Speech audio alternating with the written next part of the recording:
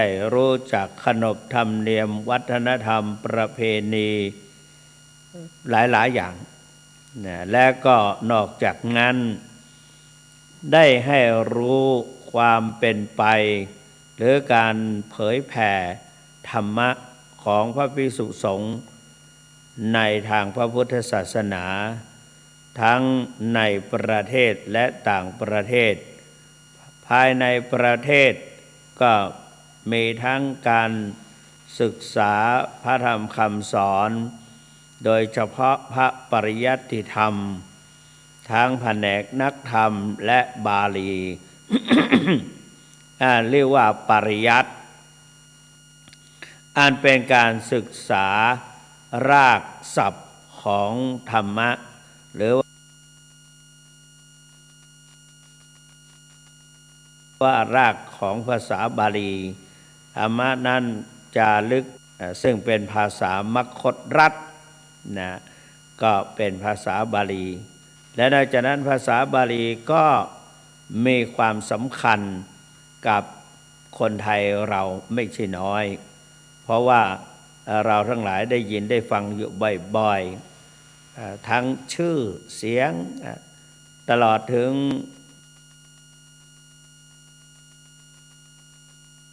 ร้านค้าและการประกอบต่างๆโรงพยาบาลบ้างอะไรบ้างตลอดถึงสถานที่ต่างๆมักจะมีภาษาบาลีหรือภาษาไทยซึ่งแผลงมาจากบาลีสันสกฤตนะ แล้วก็เพราะฉะนั้นเป็นสิ่งที่เราจะต้องรู้ต้องเข้าใจที่เป็นเช่นนี้ก็เพราะนับเอาศาสนาพุทธมาเป็นศาสนาประจำชาติมาเป็นศาสนาได้ศึกษาเล่าเรียนมาประพฤติเอาหลักธรรมคำสั่งสอนมาเป็นหลักสำหรับการดำเนินชีวิตประจำวันตั้งแต่สมัยต้นสมัยที่เมืองสยามตั้งขึ้นกรุงเป็นกรุงสุโขทัยแล้วก็กรุงศรีอยุธยา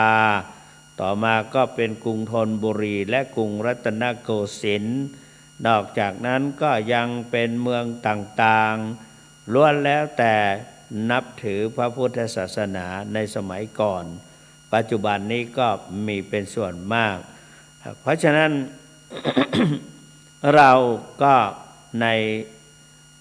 พระสงฆ์เราซึ่งนับถือพระพุทธศาสนาได้ศึกษาธ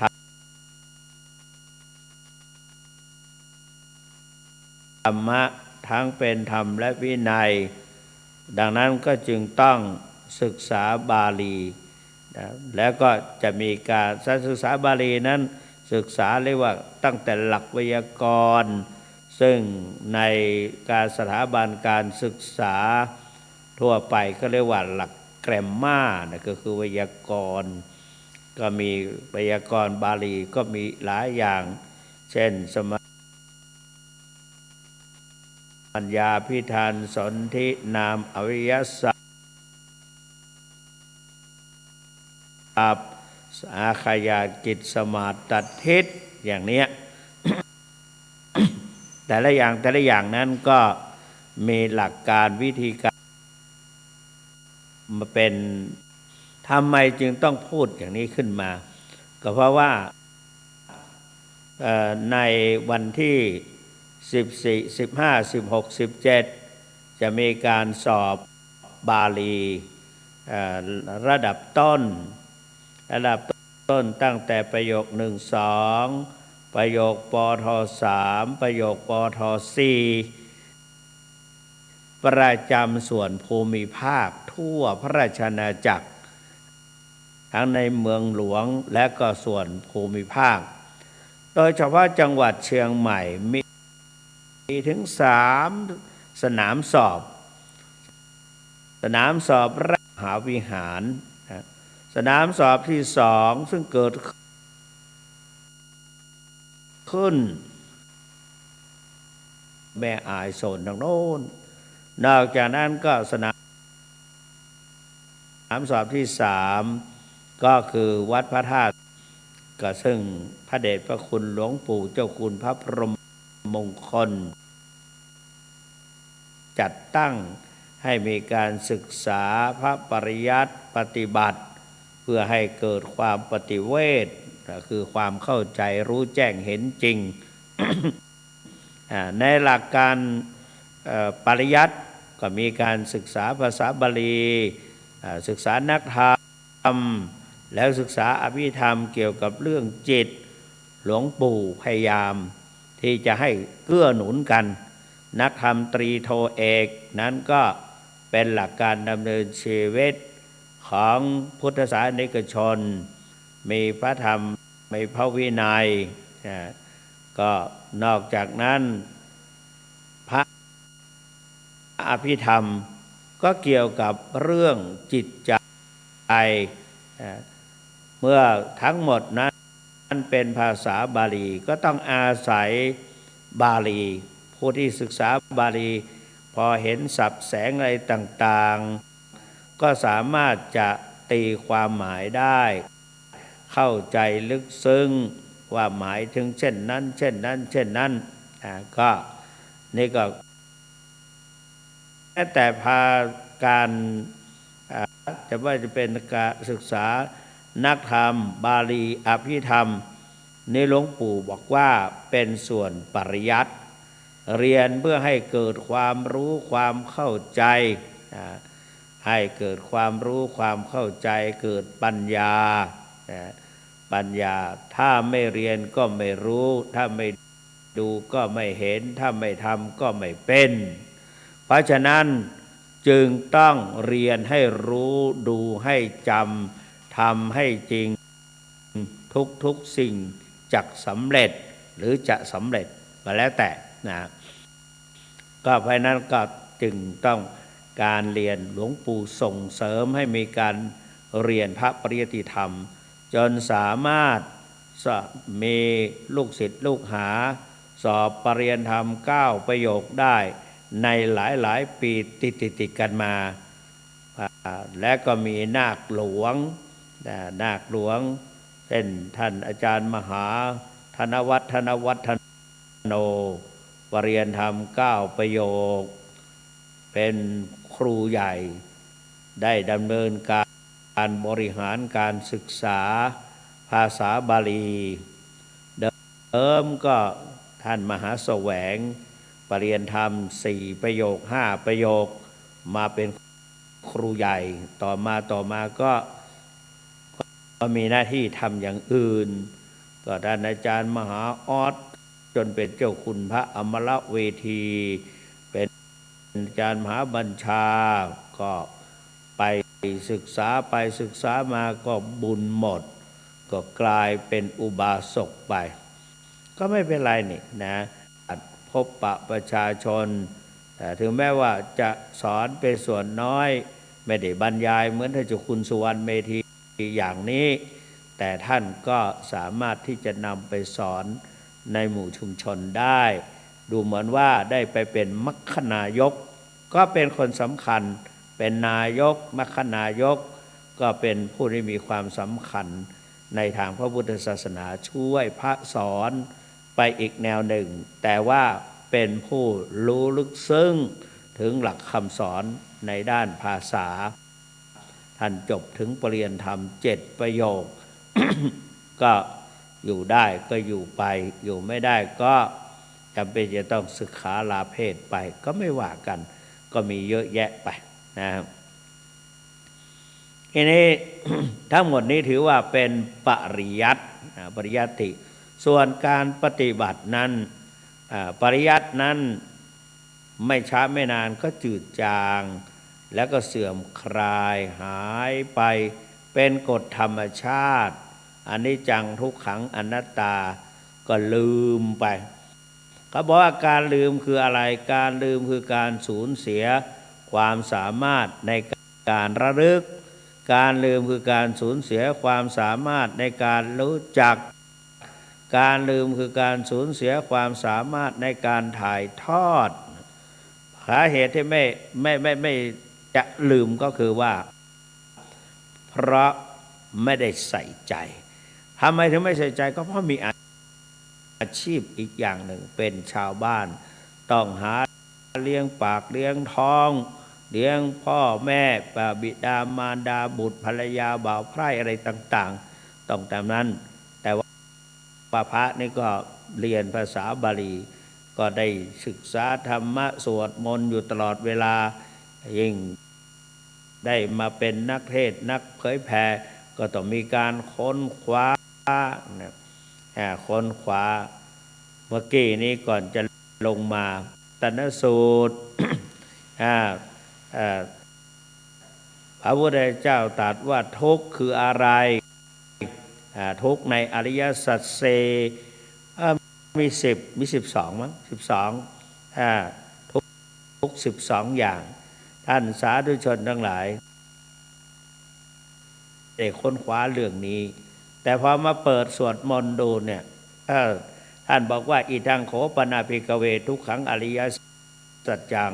ชาติปิทุขาชราปิทุขามรณัมปิทุขังโสกะปริเทวะทุกขะโทมนัสอุปายาสะนะ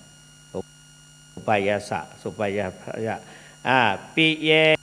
หิสัมปโยโขอปิเยหิสัมปโยโขทุกโขพบกับสิ่งที่ไม่เป็นที่รักก็เป็นทุกข์ปิเยหิวิปโยโขทุกโขพัทยามปิดฉังนั้นละพติตัมปิทุขังปาถนาสิ่งใดไม่ได้สิ่งนั้นก็เป็นทุกข์แล้วก็สังคิเตนะปัจจุปาทานนักขันธาทุกขานะโดยย่อแล้วก็คือการเข้าไปยึดถือร่างกายขันธ์ห้าเนี่ยเป็นทุกข์นี่เห็นไหมก็อ่านดูเป็นภาษาบาลีนะตังอีตังโขปนาภิกเวทุกขังอริยสัจจังชาติปิทุกขาชราปิทุกขามรณัมปิทุกขังโสกปริเทวะทุกขโทมนัสสุปายาสาปิทุกขาอปิเยหิสัมปโยโคทุกโขปิเยหิวิปโยโคทุกโขยัมปิจังนันลปฏิตัมปิปิกสังคิเตนะปัจจุปาทานะขันธาทุกขาเห็นไหมถ้าเราไม่เรียนบาลีไม่รู้ไปเรียนบาลีนี่มันแต่ที่เราแปลได้เนี่ยเพราะมาจากที่เจ้าคุณเป็นมหาปรริญญาธรรม7 ประโยคและระยะนี้ก็ ไม่จำเป็นต้องไปเวลาทำวัดเนี่ยหลวงปู่ทองก่อนที่จะทำวัดเสร็จทำวัดสวดมนต์เสร็จก็หันมาทางพระภิกษุสงฆ์ก็ให้ธรรมะไม่รู้จะให้อะไรมาให้ไปทุกวันก็ไม่รู้จะให้อะไรแต่พอดีในโต๊ะนั้นเราก็เปิดดูกลางไว้พอดีไปกลางตรงไปเปิดดูตรงพระธรรมจักรปวัตตนสูตรอีทางโขปนาภิกเวทุกขังอริยสัจจังก็อ่านไปก็แปลไปด้วยภายในใจแปลไปในใจเสร็จแล้วก็นั่งคุยไปด้วยชี้ไปด้วยพูดไปด้วยเนี่ยก็วันนั้นพูดถึงเรื่องทุกขอริยสัจทั้งหมดนั้นเป็นความทุกข์จริงเป็นจักรอริยะเป็นของจริงอย่างประเสริฐแต่นี้เราก็จะรู้ว่าสาเหตุมาจากอะไรสาเหตุมาจากอะไรก็เพราะว่ากามตัณหาภวตัณหาวิภวตัณหาเพราะว่าความอยากในกามความอยากอยากเป็นโน่นเป็นนี่อยากไม่เป็นโน่นตัณหาภวตัณหาอยากในรูปร่างอยากในตรงเพศตรงกันข้ามหรืออยากอะไรก็แล้วแต่ต่อมาก็อยากเป็นโน่นเป็นนี่ต่อมาก็คือความไม่อยากไม่พอดีกับที่ตำแหน่งที่รับที่รับไว้ที่ดำรงตำแหน่งอยู่เนี่ยไม่พอใจตอนแรกก็อยากจะเป็นแต่พอเป็นแล้วก็ไม่อยากจะได้เองเนี่ย อันนี้ก็มันเป็นอย่างนี้เรามีกบตัวหนึ่งร้องเวกอยู่ที่สระน้ำใกล้กับกุฏิพระวันหนึ่ง ก็เด็กก็เอา ข้าวมาโปรยให้ไก่กินโอ้ก็นึกเอาเป็นไก่นี่ก็ดีเนาะอยู่เฉยๆก็มีคนเอาข้าวมาโปรยให้กินในขณะที่ไก่กับฝูงไก่กำลังจิกข้าวกินอร่อยเว้กันแตกตื่นกันเบนแตกล้อลูกไก่ก็เพ่นหนีกันสุนัขแม่ไก่ก็จะตีสุนัขก็จะไล่กัดแม่ไก่และไก่ฝูงไก่ก็กระเจิงไปอันลาเมื่อกี้เราอยากจะเป็นไก่ก็ไม่เข้าท่าสู้เป็นหมาดีกว่านะ ไม่แป๊บเดียวก็มีชาวบ้านมีโยมผู้ชายคนหนึ่งบุรุษร่างใหญ่ร่างงามกำยำแข็งแรงนะเข้ามาในวัดสุนัขนั้นเห่าจะกัดกระโชกก็เชียร์สุนัขอยู่แป๊บเดียวเท่านั้นน่ะชายคนนั้นก็ใส่บูทมานี่รองเท้าถ้าไม่เป็นรองเท้าทหารก็ตำรวจนี่แหละซัดเข้าตูมเข้าไปลำตัวสุนัขนัดชักดิ้นชักงอร้องแงงโอ้กบตัวนั้นก็อยากจะเป็นชายคนนี้โอ้เป็นคนนี้ดีกว่าเก่งอย่างงี้พอพับเดียวเสียงสุนัขมันดังหลวงพ่อก็ออกมาชายคนนั้นสำนึกผิดก็ขึ้นไปกราบหลวงพ่อพอดีก็อยู่มันเป็นห้องที่ต้อนรับแขกห้องโถงไม่ใช่ละชานใครๆดื่นชานสุนัขได้เห็นโอ้เป็นคนนี้ยังไม่ต้องทำอะไรปงผมใส่ผ้าเหลืองมีคนมากราบมาไหว้โอ้โหเป็นพระดีกว่าขณะนั้นก็หลวงพ่อก็คุยกับโยมนั้นไปโยมมาก็มีแมลงวันตัวหนึ่งมาไต่ตอมศีรษะพระก็ใส่ผ้าปัดไปปัดมาทั้งมือทั้งผ้าสารวนก็นึกเพลินกับแมลงวันหัวเขียวตัวเขียวนึกเพลินเก่งยังเลยแต่พระที่ไม่อยู่ไม่ไปสุขเลยในขณะที่อมยิ้มอยู่แมลงวันตัวนั้นก็ปื้อเข้ามาเกาะที่จมูกของกบตัวนั้นกบก็แลบลิ้นแผลบกลืนเข้าไปโอ้เราก็นึกว่าแมลงวันนี่เก่งที่แท้ก็เป็นอาหารของน้ำตูมนะเห็นไหมก็นี่แหละก็อยากจะเป็นโน่นเป็นนี่ไม่อยากเป็นโน่นเป็นนี่ทีนี้พูดไปพูดมาเนี่ยก็จะไม่ตรงประเด็นก็ มาพูดถึงตอนนี้เราก็หลายคนว่าท่านเจ้าคุณวันนี้ไปโน่นไปแม่ริมก็นั่งคุยกันมีอายุขึ้นมาจนจะ70พอหลวงพ่อองค์นั้นอายุ70กว่า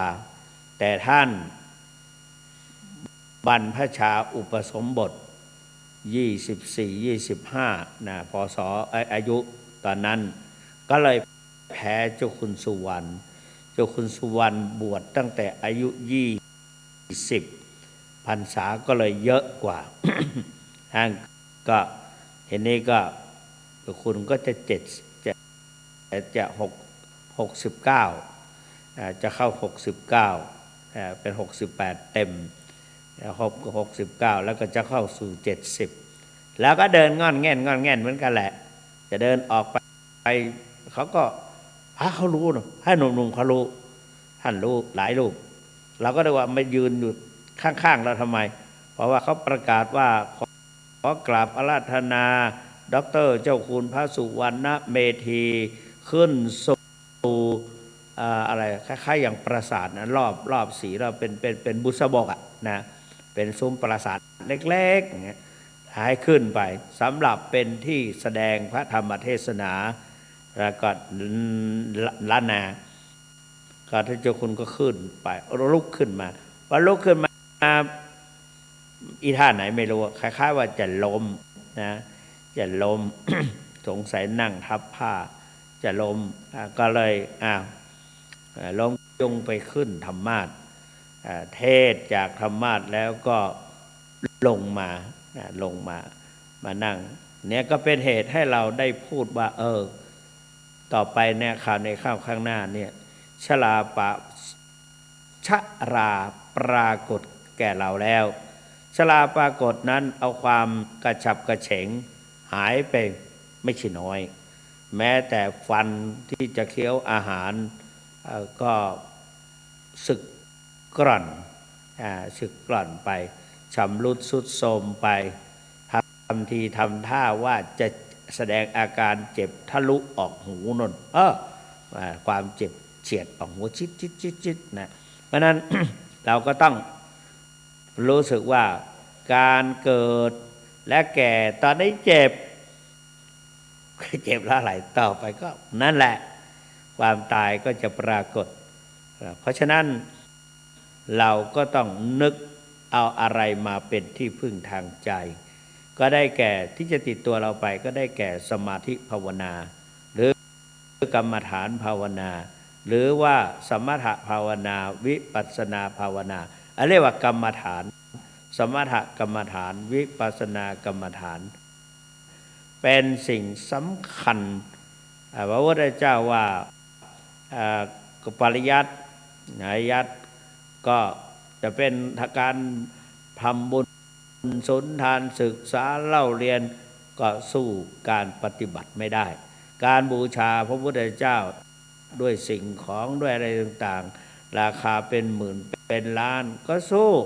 ปฏิบูชาไม่ได้เพราะนั้นการบูชาพระได้มาอยู่กับหลวงปู่ก็เคยมีคนถามหลวงปู่เกี่ยวกับวิปัสสนากรรมฐานหลวงการปฏิบัติวิปัสสนากรรมฐานของหลวงปู่ทองแนวก็เจ้าคุณพระธรรมธีรราชมหามุนีหรือหลวงพ่อเจ้าคุณมหาโชดกมหาโชดก ปริยนธรรม9ประโยคอาจารย์วิปัสสนากรรมฐานในด้านกำหนดพองหนอยุบหนอ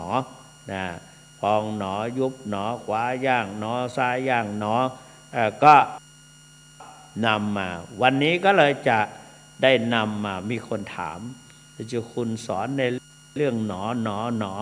มันมีความสำคัญอย่างไรก่อนอื่นได้ยินหลวงพ่อโชดกประเดชพระคุณหลวงปู่เจ้าคุณพระธรรมธีรราชมหามุนีหรือว่าเจ้าคุณโชดก หลวงพ่อเจ้าคุณโชดกท่านบอกว่าการกำหนดเป็นความสำคัญ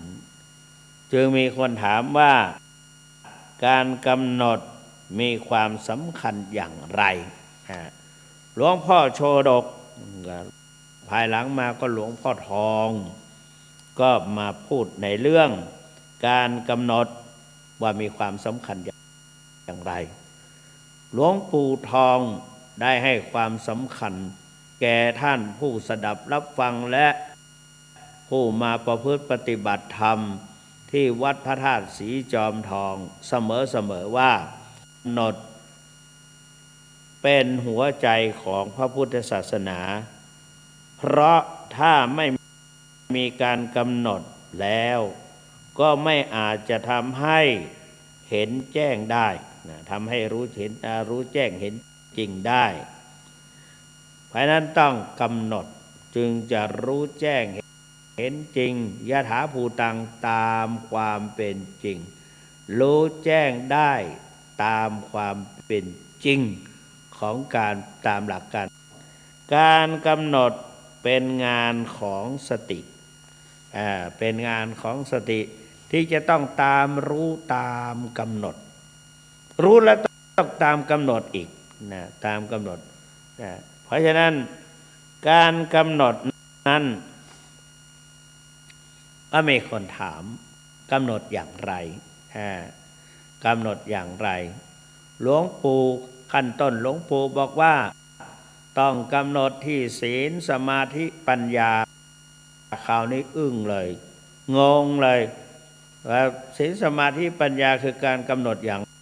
ไรศีลแปลว่าเย็นแปลว่าปกติกำหนดอย่างไรศีลแปลว่าเครื่องป้องกันเครื่องควบคุมการรักษาอะไรต่างๆแต่ว่าหลวงปู่ว่าที่คุณว่ามาทั้งหมดนั้นเป็นปริยัติแต่ถ้าตามแนวปฏิบัติแล้วหลวงปู่หลวงปู่ก็บอกว่าการที่จิตการที่จิตประคับประคองการที่จิตเอาท้องนะเอาการพองดีกว่าการที่จิตคอยประคับประคองการที่จิตเอาไปประคับประคองในการพองกายสี่ส้นเท้าขึ้นยกส้นหนอตัวนั้นแหละเป็นแล้วก็ยกขึ้นตัวนั้นน่ะเป็นประคับประคองในการยกส้นเท้าขึ้นตั้งแต่พื้นจนถึงได้พอดีเป็นตัวศีลตัวสมาธิในขณะที่จิตพยุงเท้าขึ้นจิตก็แนบแน่นขึ้นมารู้ได้แนบแน่นมาเนี่ยเป็นตัวจิตไม่วอกแวกไปไหนแนบแน่นอยู่กับการยกขึ้นนั่นก็เป็นตัวสมาธิจิตที่เข้าไปรับรู้ว่าเรายกขึ้นตัวเป็นตัวปัญญาแม้ว่าการพองการยุบของท้องก็เช่นเดียวกันจิตที่คอยประคับประคองในการพองขึ้นก็ดียุบลงก็ดีเป็นตัวศีลจิตที่แนบแน่นอยู่กับการพองแล้วก็แนบแน่นกับการยุบเป็นตัวสมาธิจิตเข้าไปรับรู้ในการอาการพองรับรู้อาการยุบเป็นตัวปัญญาเนี่ยเพราะนั้นกำหนดที่ไตรลักษณ์ไตรสิกขาคือศีลสมาธิปัญญาหรืออีกอย่างหนึ่งก็คือง่ายๆก็คือกำหนดปัจจุบันกำหนดปัจจุบันอย่างไรก็เราทำอะไรก็กำหนดอย่างนั้นมีนักปฏิบัติพูดว่าเดินกำหนดเท้านั่งกำหนดท้องจ้องดูอาการเคลื่อนไหวใจกำหนดสภาวะธรรมเดินกำหนดเท้านั่งกำหนดท้องจ้องดูอาการเคลื่อนไหวใจกำหนดสภาวะไปตามนั้นนะเห็นไหมเรากำหนดเป็นศีลสมาธิปัญญาแล้วกำหนดในปัจจุบันก็คือเพราะฉะนั้นกำหนดปัจจุบันอะไรเกิดขึ้นก็กำหนดเช่นที่คุณนั่งสมาธิกำหนดพองหนอยุบหนอในขณะมันไม่พองไม่พองเราจะบอกว่าพองหนอยุบหนอมันก็ไม่ถูกเป้ายะถาต้องมันไม่ได้พองซะหน่อยแล้วกำหนดพองมันไม่ยุบกำหนดไว้ยุบแต่มันไปหายใจโน่นเราก็กำหนดว่าหายใจเข้าหนอหายใจออกหนอบางครั้งเรียกพองยุบเนี่ยมันก็แปลกดีเหมือนกันนะมันก็บางทีมันพองมันไม่ได้พองตรงมันไม่ได้พองท้องอยู่นะมันพองไปตรงไหนก็ไม่รู้แต่มารู้ว่ามันพองเฉียดออกคล้ายๆกับทะลุป้องเนี่ยพิ้วออกไปทางข้างเฉียดคล้ายๆว่าอะไรยิงกระสุนออกไปอย่างเงี้ยแล้วก็กำหนดยังไงกำหนดไม่รู้จักกำหนดสภาวะธรรมอะไรก็รู้หนอเรารู้คนเดียวรู้คนเดียวว่ามันเป็นอย่างนั้นรู้หนอหายไปแล้วก็หายไปหนอกำหนดสภาวะปัจจุบันเนี่ยเพราะนั้นการกำหนดปัจจุบันนั้นน่ะไม่ว่าจะเป็นเวทนาหรือความคิดกำหนดจิตแล้วก็อาการง่วงเหงาชอบใจไม่ชอบใจง่วงฟุ้งสงสัยกำหนดอย่างนี้อะไรเกิดขึ้นก็กำหนดนี่เป็นสภาวะธรรมนะเป็นนามธรรมเพราะนั้นก็กำหนดเป็นธรรมแล้วก็กำหนดตามสภาวะของเขานั่นแหละกำหนดไม่ได้จริงก็ว่ารู้หนอ การกำหนดปัจจุบันนั้นอานิสงส์จะเกิดขึ้นหนึ่งคณิกะสมาธิจะเกิดขึ้นค คณิกะแปลว่าน้อยนิดนะคณิกะนะคณิกะสมาธิขณะขณะนี้นะขณะนิดเดียวนะนิดเดียวขณะหนึ่งแป๊บเดียวนะก็คณิกะสมาธิจะเกิดขึ้นคณิกะสมาธิเกิดขึ้นอินทรีย์พละจะมีอานุภาพอินทรีย์พละมี5อย่างไม่ใช่อินทรีย์6อินทรีย์6ตาหูจมูกลิ้นกายใจหรือเรียกว่าอายตนะภายในตาหูจมูกลิ้นกายใจอายตนะภายนอก6รูปเสียงกลิ่นรสโผฏฐัพพะธรรมารมณ์เรียกว่าธรรมารมณ์ก็ได้นะธรรมารมณ์ก็ได้อารมณ์6หรือเรียกว่าอารมณ์6ก็ได้นะแต่ว่าอินทรีย์ตัวนี้อินทรีย์4อินทรีย์5ดิอินทรีย์5อินทรีย์5มีอะไรบ้าง1มีศรัทธาศรัทธาความเชื่อความเชื่ออะไรนะความเชื่อความคล้อยตามความยอมตามตลอดถึงยอมสละแรงกายแรงทรัพย์ร่วมมือช่วยเหลือนะนี่เรียกว่าศรัทธา2ศรัทธาและอะไร2สติคือระลึกรู้ก่อนที่รูปนามจะเกิดขึ้นสติคือความระลึกได้สมัยก่อนเรียนหนังสือระลึกในที่เช่นใดระลึกได้ในเมื่อก่อนแต่จะทำจะพูดจะคิดนึกได้ก่อนแล้วจึงทำจึงพูดจึงคิดนี้เป็นลักษณะของสติเห็นไหมจะทำอะไรทุกสิ่งทุกอย่างก็ต้องมีสติเรามีสติใช้ในปัจจุบันแม้แต่การโทรศัพท์เรื่องอะไรนะเราง่วงนอนด้วยเนี่ยโทรศัพท์ตกยังไม่เป็นไรสติมันอยู่ประคองได้แต่ถ้าขาดสติเมื่อไรโทรศัพท์หล่นถึงพื้นเราหลับไปเลยเนี่ยตอนนั้นที่เราหลับเหมือนกันแหละแต่ว่าเมื่อสติมีเราก็มือข้างหนึ่งรับปั๊บรับได้พอดีแล้วสติดีอย่างเลยนะเพราะนั้นเวลาที่ไปโหนรถอะไรก็บางทีล้มได้มือคว้าได้ดีก็เนี่ยเป็นสติดีอยู่ถ้าสติไม่ดีก็ลงไปแล้วหล่นตุบลงไปอาจได้รับอันตรายแต่สตินี้ก็สติระลึกได้ก่อนที่สภาวะธรรมจะเกิดขึ้นนะ3ตัวปัญญาคือรู้รูปรู้นามรู้ปัจจุบันรู้ความเกิดดับของรูปนามรู้ไตรลักษณ์มรรคผลนิพพานเนี่ยอันนี้รู้ปัญญารู้ปัญญาตัวรู้แล้วก็นอกจากนั้นมีวิริยะมีความเพียรพยายามมีความกระตือรือร้นมีความขมีขมันขยันบำเพ็ญแล้วก็เกิดวิริยะเกิดขึ้นมีความนอกจากนั้นมีสมาธิคือความตั้งใจมั่นนะตั้งใจมั่นจิตใจไม่หลุด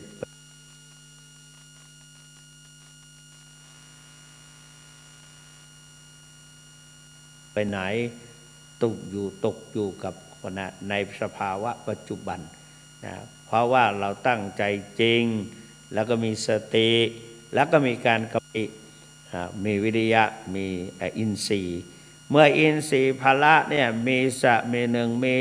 ศรัทธามีสติมีวิริยะมีสมาธิมีปัญญา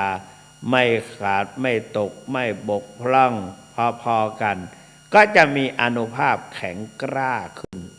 สามารถทำให้เกิดสมาธิเห็นไหมทำให้เกิดเป็นสมาธิแน่วแน่ว่าสมาธิตั้งมั่นแล้วก็กำหนดอยู่ตลอดเวลาก็อาตาปีมีความอาตาปีแล้วก็เกิดอัตตบะเกิดตบะเกิดขึ้นก็เผาผลาญกิเลส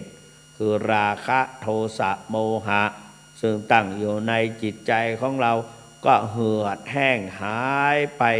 ได้โดยอัตโนมัติเห็นป่ะนั่นการกำหนดปัจจุบันได้3อย่างคือ1 ได้คณิกสมาธิสองสองอินทรีย์พละ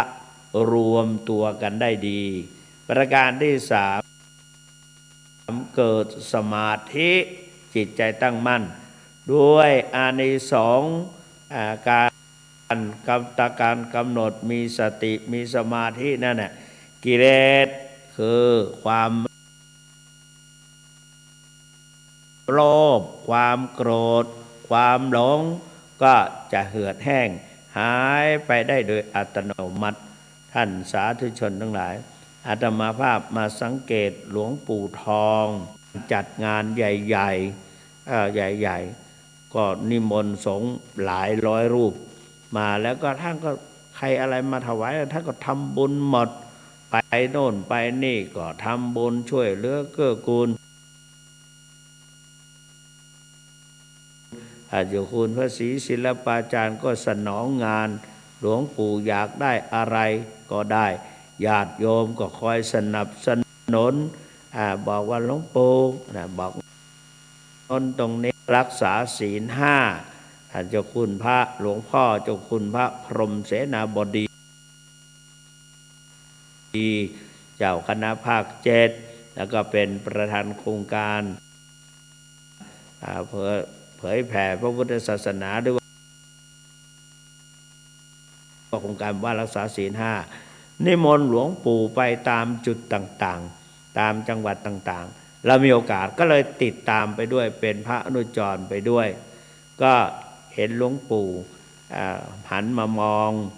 ถวายไว้เท่านั้นเท่านี้ก็ทำบุญในที่ต่างๆจุดละแสนจุดละแสนจุดละแสน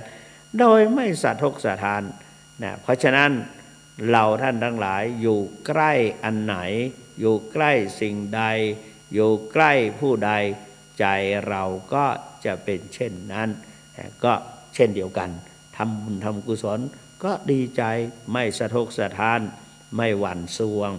กับเพิ่มปีติยินดีให้เนี่ยอันนี้เกิดศรัทธาแล้วก็เนี่ยศรัทธาอันนี้ศรัทธาเกิดความเชื่อว่าจะต้องทำดีได้ดีทำชั่วได้ชั่วทำบุญก็ได้บุญเพราะว่าพระพุทธเจ้าตรัสว่ายาทิสังวะปะเตพีชังตาทิสังละปะเตปลังกัลยาณกาลีกัลยาณังปาปกาลีจะปาปกังหวานพืชเช่นใดได้ผลเช่นนั้นทำดีก็ได้ดีทำชั่วก็ได้ชั่วเพราะฉะนั้นคนเราทั้งหลายการทำดีกลายเป็นกุศลกรรมทำไม่ดีเป็นอกุศลกรรมจึงนำให้ชีวิตจิตใจหรือว่าวิญญาณหรือดวงจิตของเราไปสู่สุคติภพเพราะว่าพระพุทธเจ้าตรัสว่ากรรมมุนาวัตติโลโกสัตว์โลกย่อมเป็นไปตามกรรมไปสู่ภพภูมิต่างๆจิตเป็นกุศลนะจิตเป็นกุศลเพราะจะอยู่จิตก็อยู่กับรูปนาม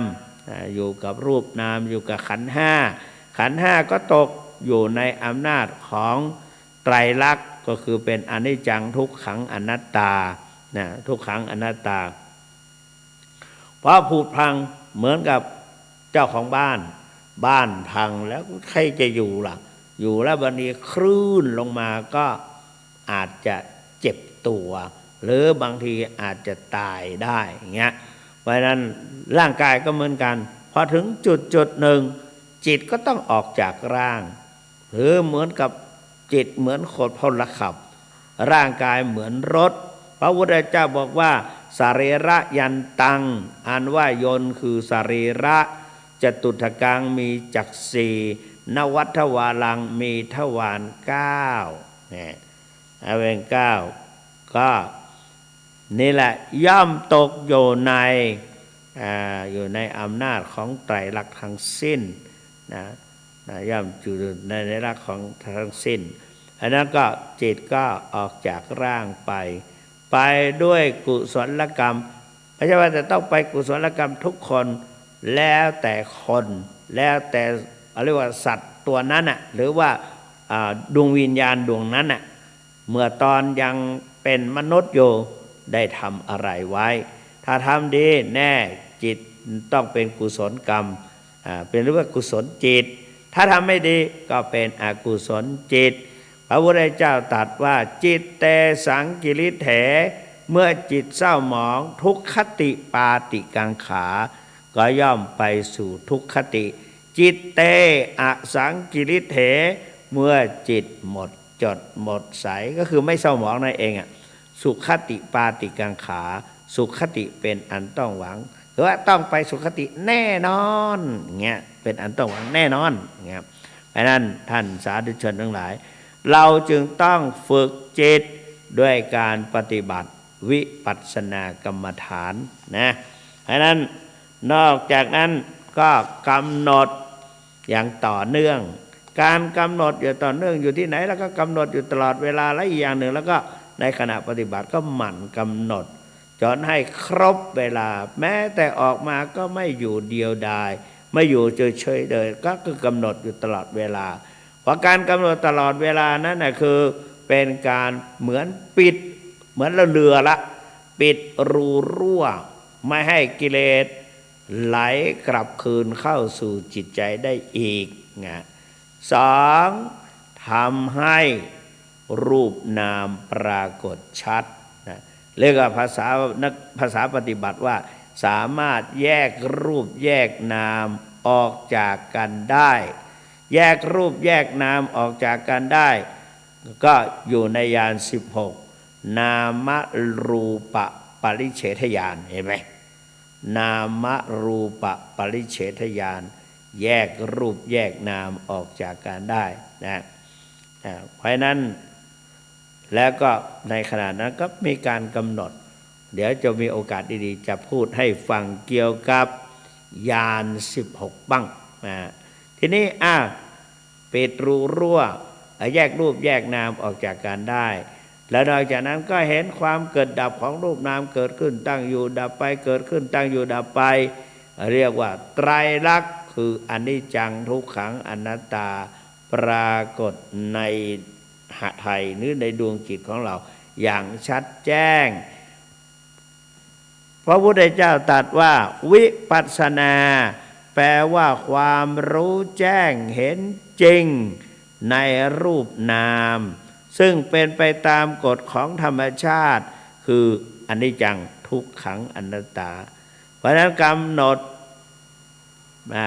ดอย่างต่อเนื่องเกิดญาณขึ้นอีกตัวหนึ่งสัมมัชนญาณคืออนิจจังทุกขังอนัตตาเกิดขึ้นตั้งอยู่ดับไปเกิดขึ้นตั้งอยู่ดับไป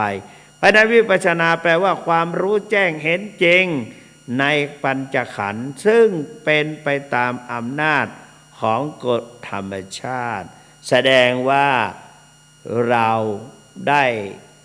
รู้ได้เห็นวิปัสสนานี่ก็คือได้วิปัสสนาแปลว่าเราได้เห็นไตรลักษณ์คือเป็นอนิจจังทุกขังอนัตตาถ้าสามารถกำหนดอย่างนี้รู้รูปนามแยกรูปแยกนามออกจากกันได้รู้จักเหตุผลของรูปนาม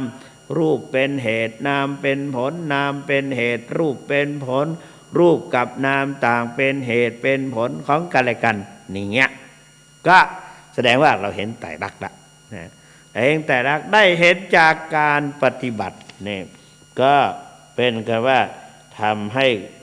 เห็นรูปนามได้โดยชัดแจ้ง4การกำหนดทำให้เห็นพระไตรลักษณ์ได้ชัดเจนว่าเมื่อกี้แล้วเนาะนะพอว่าไปแล้วได้เห็นไตรลักษณ์อย่างชัดแจ้งเห็นความเกิดดับเกิดขึ้นตั้งอยู่ดับไปนะแล้วก็ได้เห็นอนัตตาพยายามไม่ให้มันไปมันก็ไปไม่ให้มันหายมันก็หายไม่ให้มันเจ็บมันก็เจ็บไม่ให้ปวดก็ปวดเงี้ยมันเป็นอนัตตาอนิจจังทุกขังอนัตตาดังนั้นการปฏิบัติจึงต้องคอยกำหนดอารมณ์ที่เกิดขึ้นทางกายเวทนาจิตธรรมอยู่ตลอดเวลาชีวิตจะมีคุณค่าตอนที่เรากำหนดรู้รูปนามนี่เองแต่การกำหนดทำไมจึงต้องใช้หนอมากำหนด ทำไมจึงต้องใช้หนอมากำหนดหลวงปู่พระพรหมมงคลหรือหลวงปู่ทองท่านพูดเรื่องหนอมีคนมาถาม คนมาถามมีพระด้วยตอนนั้นเจ้าคุณสุวรรณยังเป็นพระมหาแสวงอยู่มีหลวงพี่มานพ ถามว่าอาจารย์จะได้ถึงไปเอาปองหนอยุบหนอย่ำเอาพุทโธพุทโธแปลว่าผู้รู้ผู้ตื่นผู้เบิกบานอยู่ในคำสอนของพระสัมมาสัมพุทธเจ้าพุทโธเนี่ยอรังสัมมาสัมพุทโธพุทโธแปลว่าผู้รู้ผู้ตื่นด้วยหนอนี่มันมีรู้ว่ะไปเอาพม่าเอาหนอไม้หยังหลวงปู่ไม่ได้ว่าอะไรเลยไม่ตอบมาตอบแล้วไม่ได้ประโยชน์อยู่ต่อมาตอนที่ไปสอบอารมณ์กรรมฐานหลวงปู่ให้ไปนั่งฟังศึกษาวิชาครูการสอบอารมณ์กับหลวงปู่แล้วก็นั่งฟังในขณะนั้นมีโยมคุณนายหรือคุณอะไรก็ไม่ทราบก็เห็นท่าทางดีก็ถามกำหนดหนอหลวงปู่ก็เลยบอกว่าขโยมถามว่าหนอเนี่ยเอาหนอมาใช้เพื่อประโยชน์อะไรผู้โยมนี่ก็ดีเหมือนกันแต่ถามแต่คนอื่นอาจจะไม่พอใจลูกศิษย์หลายคนจะไม่พอใจท่านสุวรรณเมธีตอนนั้นเป็นพระครูอาทรสุวรรณบุรีพระครูอาทรสุวรรณบุรีก็ตั้งใจฟังว่าเขาจะว่ายังไงนะฮะหลวงปู่ตอบโยมคุณนายนั้นว่าหนอเนี่ยแปลมาจากภาษาบาลีแล้วก็ยกตัวอย่างให้เคยได้ยินไหมเนี่ยว่าอนิจจาวัฏสังขาราวันนี้ก็ไปอนิจจาเหมือนกันไปปังสุกุลเหมือนกันปังสุกุลอนิจจาวัฏสังขาราเป็นหัวหน้าขอกราบราตนาพระเดชพระคุณพระราชาคณะเป็นรูปที่หนึ่งหันไปมองหรือแต่เราองค์เดียวก็ลุกไปเขาก็เอ่ยชื่อเหมือนกันแหละนะก็ไปก็พอไปเรียบเขาว่าพร้อมแล้วหลวงพ่อแล้วก็อเนจาวัตสังขาราอุปาทวยธรรมมิโนอุปจก็หลวงปู่ก็ว่าหนอน่ะมาจากภาษาบาลียกตัวอย่างอนิจจาวัตสังขาราสังขารทั้งหลายไม่เที่ยงหนอหนอพอดีคำว่าหนอน่ะเป็นการเพิ่มคณิกะสมาธิให้มีกำลังที่ว่าเมื่อกี้เนี่ยสามารถขั้นรูปขั้นนามออกจากกันได้ให้เห็นอนิจจังทุกขังอนัตตาได้ชัดเจนยิ่งขึ้นว่าไปแล้วเมื่อกี้นะทีนี้มาพูดถึงนี่แหละโยมก็มาถามเองว่ายุบหนอพองหนอเนี่ยที่จริงมันพองหนอยุบหนอโยมก็กลับว่ายุบหนอพองหนอน่ะมีความสำคัญอย่างไรหลวงปู่ปู่ก็ตอบว่าพองหนอยุบหนอมีความสำคัญมากเปรียบเหมือนยาเม็ดเดียวยาเม็ดเดียวยา1 เม็ดยา1 เม็ดมีส่วนประกอบนะมีตัวยาประกอบนะมีตัวยาแต่ประกอบด้วยตัวยาหลายชนิดตัวยาที่มีคุณค่าหลายชนิดเปรียบด้วยยาเม็ดเดียวซึ่งประกอบด้วยตัวยาที่มีคุณค่าหลายชนิดหลายชนิดแต่ประกอบด้วยยาหลายชนิดในการหนอนี้ก็มีคุณธรรมหลาย10อย่างในที่เดียวกันคือไตรสิกขาศีลสมาธิปัญญา2อริยมรรคมีองค์8สัมมาทิฏฐิสัมมาสังกัปปะสัมมากัมมันตะสัมมาวาจาสัมมาอาชีวะสัมมาสติสัมมาสมาธิสัมมาวายามะสัมมาสติสัมมาสมาธิก็คืออริยมรรคมีองค์8แล้วก็พระไตรลักษณ์ก็คืออนิจจังทุกขังอนัตตาอันที่3ก็คือญาณ4ญาณ5โพธิปักขิยธรรม37ประการถ้าเรากำหนดพองหนอยุบหนอนั่งหนอถูกหนอ ก็จิตใจก็ตกตะกอนนะตกตะกอนจิตใจก็จะผ่องใสเหมือนกับน้ำในตูบในขวดโหลนะในขวดโหลเขากรองน้ำไว้แล้วก็น้ำมันตกตะกอนนอนก้นไปน้ำนั้นก็ใสชั้นใดจิตใจของเราถ้าได้กำหนดวิปัสสนาในแนวสติปัฏฐานสี่คือกายเวทนาจิตธรรมก็คือการกำหนดพองหนอยุบหนอนั่งหนอถูกหนอหรือว่าขวาย่างหนอซ้ายย่างหนอการกำหนดนั้นนะถือว่าเป็นหัวใจที่สำคัญของพุทธศาสนาเป็นงานของสตินะ สามารถแยกรูปแยกนามออกจากกันได้และสามารถทำให้สภาวะธรรมนั้นนะเห็นแต่ละก็คือตั้งอยู่ไม่ได้นานเสื่อมคลายไปและหายไปในที่สุดเพราะนั้นวันนี้08178302150817830215โยมโทรเข้าไปได้ไปคุยกับท่านเจ้าคุณดีกว่าเนาะหนาวในแก้หนาวคุยกับเจ้าคุณสุวรรณเมธีในเรื่องการปฏิบัติถามได้ถามได้ก็ท่านเจ้าคุณก็จะตอบมาถามไปตอบมาถามมาตอบไปจิตใจก็จะได้จดจ่ออยู่ในกรรมฐาน10เจริญพรครับได้โดยจากไหนเอ่ยโอ้โหดาวดึงนี่อันอยู่นี่ไอ้เชียงดาวนี่เนาะ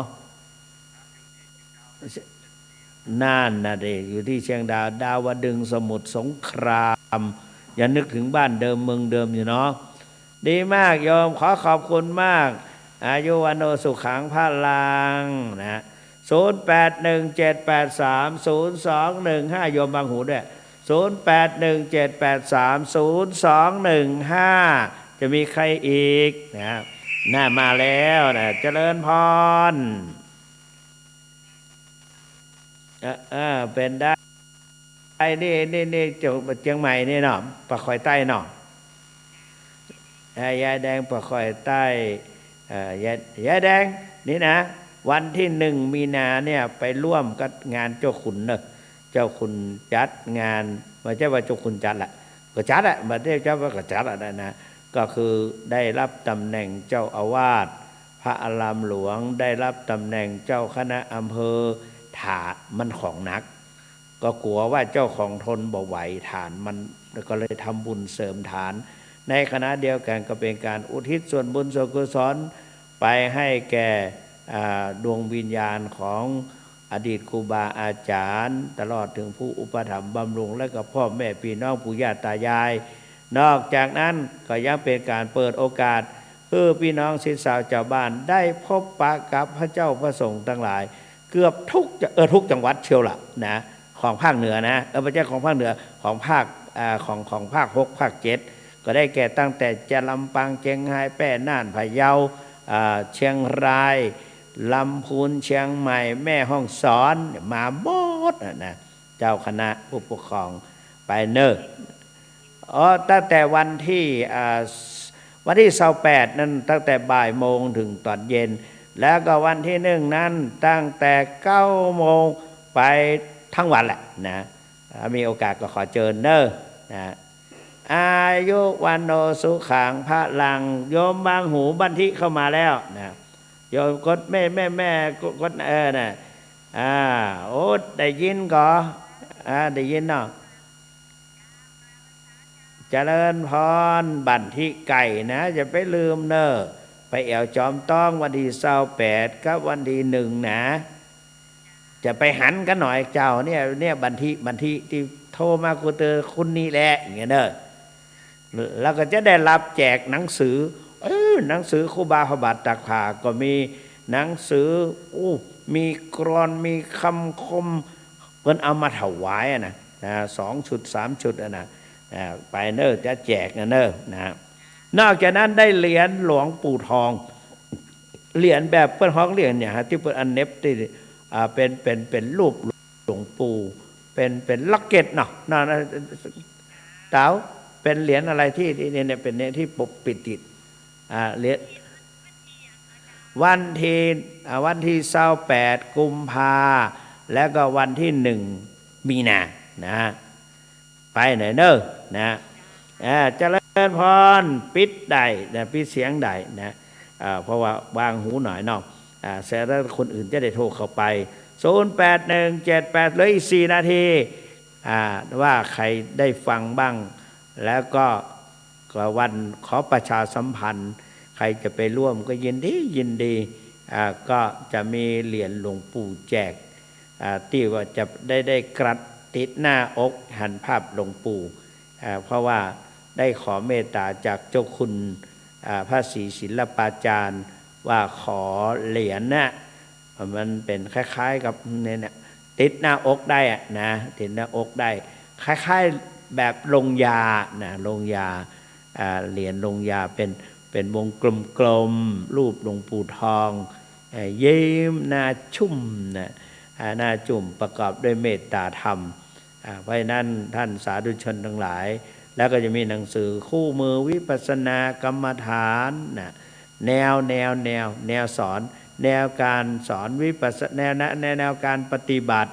วิปัสสนาในการแนวทางแห่งการปฏิบัติวิปัสสนาในแนวสติปัฏฐานตามแนวสติปัฏฐาน4นะก็ขอเชิญศรัทธาญาติโยมไปแต่ไปได้2 งาน 2 อย่าง1ได้ไปร่วมงานกัทเจ้าคุณพระสุวรรณเมธี2ได้ไปกราบสรีระหลวงปู่กราบสรีระหลวงปู่เป็นอันดับแรกถ้าไปเจ้าในวันที่1นะจะได้ห่มผ้าองค์พระธาตุจอมตองนะองค์พระเจดีย์องค์ใหญ่นั่นจะเปิดให้ศรัทธาญาติโยมทั้งหลายมีส่วนร่วมได้ห่มผ้าองค์พระเจดีย์นะเพราะว่าวันนั้นก็จะมีหรือ2 นาที0817830215นะ0817830215ในคณะนั้นก็จะได้ฟังซอไอ้คำอันกับคุณอย่างลืมไปละนะก็ตลอดวันเลยซอพื้นเมืองก็จะจะร่ำไรเรื่องการทำบุญทำกุศลเพราะนั้นท่านสาธุชนทั้งหลายวันนี้0817830215จะถามเรื่องอื่นก็ได้นะจะถามเรื่องอื่นก็ได้จะตักเข้ามาก็ได้มันหนาวนี่ต้องเอาชนะตัวเองนะอัตตาหาเวชิตังไสโยชนะตนนั่นแหละเป็นการดีเหลือนาทีเดียวไม่ต้องโทรละนะเหลือนาทีไม่ต้องโทรละนะเพราะนั้นท่านสาธุชนพุทธบริษัททั้งหลายการประพฤติปฏิบัติธรรมก่อนจะรับจะนอนสุดท้ายกันเนี่ยเจริญพรนะเหลือน้อยเดียวนะเจริญพรใครเอ่ยเจ้านี่โทรจากไหนห่างดงใกล้ๆนะจะไปลืมเนอะวันที่28กับวันที่28กุมภาวันที่มกรามีนาคมนะพบปะกันที่วัดพระราชจอมทองเนาะเจริญพรขอบคุณมากครับขออ้างเอาคุณพระศรีรัตนตรัยตลอดถึงกุศลผลบุญทั้งหลายจงปกปักพิทักษ์รักษาทุกท่านให้แคล้วคลาดจากพยันตรายภัยพิบัติพบแต่ความสุขสวัสดิ์พิพัฒนมงคลสมบูรณ์ผลดังที่ตนตั้งไว้ทุกประการเทินขอเจริญ